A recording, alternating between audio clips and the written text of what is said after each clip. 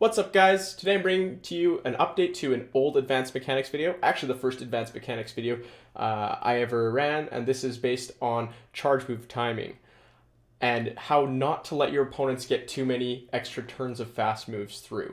So you're wondering why there's a bit of an update? Well, added to the game recently was a 5-turn move, the only 5-turn move in the game right now, Incinerate, and if you recall correctly, I only really covered 1 to 4 turn fast moves because 5-turn fast moves at the time did not exist in the game. So if you've not seen that video before, I will link that in the description. This is not like, oh, maybe you should watch it. Like, if you don't understand what's going on in the first video, you're not going to understand what's going on in this one. So please do go watch that video first. But we do also have some big news here. This updated graphic in the back, this is created by Ghost Stadium. Actually, unfortunately, my webcam is in the position that blocks their credentials here, so I'm going to just hide my webcam for a little bit while I talk about this. Yeah, this graphic is created by Polymers Up from Ghost Stadium, and I'll put the links to their Twitters in the description. But Ghost Stadium, I mean, if you're watching this video, you've probably already at least heard of Ghost Stadium. It's a fantastic resource for Pokemon Go PvP, so I would implore you guys to check them out. Yeah, they have so many resources there. The rank checker is great. Everything's great there, and yeah, I'll put their link in the description as well. This is an updated chart. If you remember from my my last video on this, the table, which was kind of just a table made in PowerPoint, is probably the most important part. Once again, this is going to be the most important part of this video as well. So I'm going to walk you through quickly about how to decipher this chart. If you don't need that help, then feel free to skip a little bit ahead. This is the number of turns your fast move has on the left. Then you have the number of turns your opponent's fast move has on the top, and where that intersects in the chart, that's how many fast moves you should throw right after a reset in order to limit the amount of extra turns they get through. So for example, in this 2 and your fast move is 1 and theirs is 2, you see that there is a 1 plus 2. This means that you can throw on 1 or 1 plus 2, which is 3, or add another 2 to that, which is 5, and so on and so forth. Same with, for example, if you have a 1 and they have a 5, so it says 4 plus 5. You can throw on 4, or 9, or 14, right? So it's a pretty simple chart to read. The only maybe slightly confusing part here is this blue denotation. So what the blue denotes is that you're giving up more than 1 turn, but it is still more optimal than not doing this. For example, in the 2 versus 4, you're always going to give up 2 turns. So all these numbers are blue. But in the 3 versus 5, and this is new because this only pertains to 5-turn fast moves, is that you can throw after one fast move on 3 and only lose 2 turns. Or you can go the full 3 to get only 1 less turn. But at some points, it's not going to be viable to just wait that long. You might not be able to throw 3 fast moves before your Pokemon faints, right? So at that point, it's much better to go for 1 over 2, and that's what this graphic is saying. And it's a fantastic graphic. It goes into way more detail. It looks way nicer than the PowerPoint table I had in the past.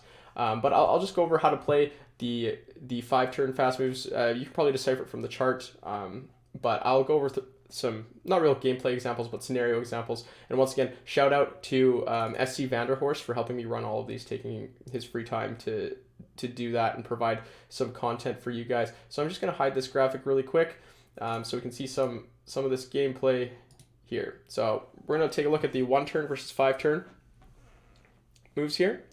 And like I said, this is an example starting from the very lead. You notice I'm going to throw 14 Dragon Breaths, and they're not going to get an extra Incinerate through. So just a simple example there.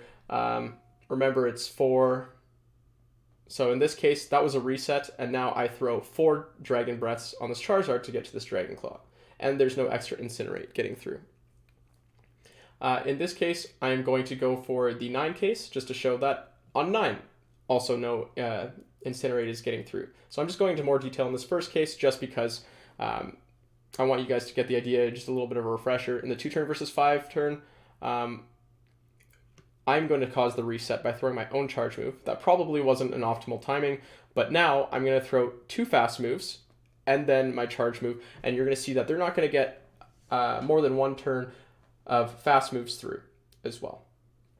If we take a look at the 3-turn versus 5-turn fast moves, this is a little bit trickier. This is that situation that I went over earlier. in this case, I'm going to go for the 1, 2, 3. So 3, and this is absolutely optimal. They only get 1 extra turn through. And then pretend I don't exit this scenario here and I instead throw. So I go for 1 more and then throw. And that would be semi-optimal. I'm only giving them 2 free turns, which is fine. And then 4 turn versus 5 turn is pretty easy as well. We're going to see a reset here. I'm only going to show the one case because it really only is practical to throw 1. Because if you miss the 1, then you're going to have to go to, I think it's 6. And that's just not practical. The game will be over by that point. So really you have to get it on 1 with the 4 turn fast move. So now we're going to do it from the perspective of the Incinerate user themselves. My opponent's going to cause a reset here. If you don't know what I'm talking about with a reset, that's when our fast moves sync up. And I'm going to throw just 1. And that's optimal versus 2 turn fast moves. And luckily, with 5 turn fast moves, 1 is also optimal for 3 turn. If this was not the case, as I'll show you on 4 turn, it becomes a little bit tough to deal with. And in my recommendation, I wouldn't even do it for 4 turn fast moves, but I'll show you what happens. So in this case, I throw 1 fast move and they only get 1 extra turn through. So 2 and 3 are easy enough. Now 5 turn versus 4 turn, this is where I wouldn't recommend even paying attention to this mechanic at all. And we're going to see why.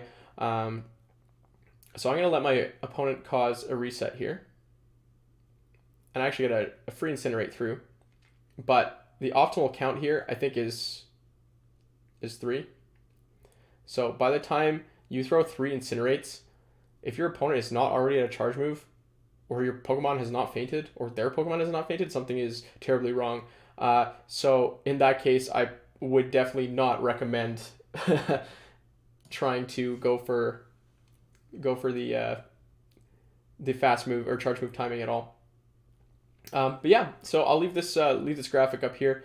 But yeah, feel free to head on over to Go Stadium's site. They have a ton of resources. This graphic will be there too, and I hope you guys learned a decent amount from this relatively short video. There will be more advanced strategies videos to come, and I'll be trying to keep updating these mechanics videos as need be.